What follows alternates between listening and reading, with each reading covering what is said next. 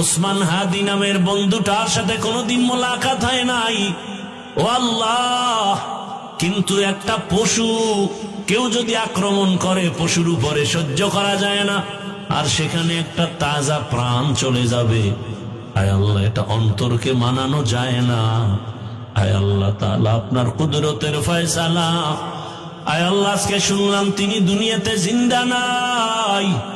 আয় আল্লাহ, তাকে শাহাদাতের মর্যাদা দান করেন।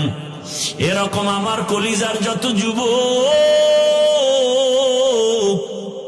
তাদের নিরাপত্তার জন্য আপনি কুদরতের দরজা খুলে দেন রে আল্লাহ। আমার যুবকদেরকে দিনের খাদেম বানায় দেন।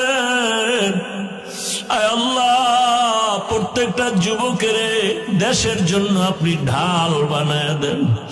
আয় আল্লাহ, কত যুবকের কথা শুনলে কলিজাটা ঠান্ডা হয়ে যায়।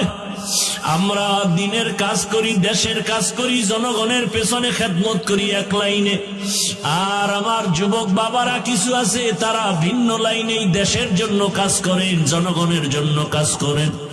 আয় আল্লাহ, দেশের দরদি, জনগণের দরদি, দ্বীনের দরদি যারা, কুদরতে তারা তাদের হেফাজত করেন। আল্লাহ, আপনি ছাড়া আমাদের আপন কেউ নাই, আপনি ছাড়া আমাদের নিরাপত্তা দেওয়ার কেউ নাই। হায় আল্লাহ, ফেরেশতার দ্বারা নিরাপত্তার ব্যবস্থা করে দেন আল্লাহ। আর যেন কানে না শুনি, যুবক নাই, তাজা প্রাণ ঝরে পড়েছে।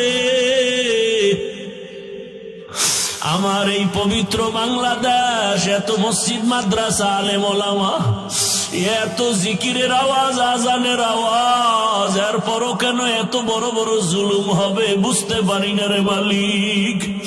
ও আল্লাহ, গুনার কারণে বেজার হইয়েন না, হেদায়াতের নূর দিয়া সিনাটা ভরপুর করে দেন।